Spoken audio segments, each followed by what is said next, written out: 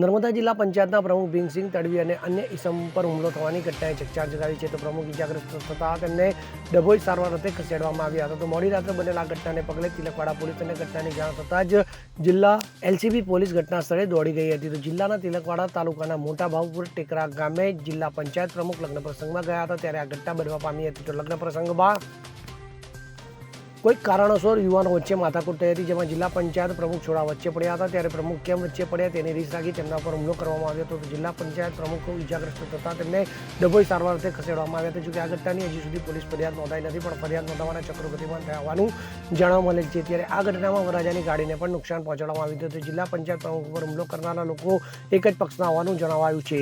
જિલ્લા પંચાયત પ્રમુખ ભીમસિંહ તડવી ભાજપ પક્ષના જ છે અને હુમલો કરનારા પણ એ જ પક્ષના હોવાનું અનુમાન છે. તે આ સમગ્ર ઘટના ભારે ચર્ચાનો વિષય બનવા પામ્યું છે. જ્યોતિ જગતાપ સાથે CN24 ન્યૂઝ, રાજપીપળા. હવે જુઓ દેશ દુનિયાની તમામ ખબરો તમારી આંગળીના ટેરવે.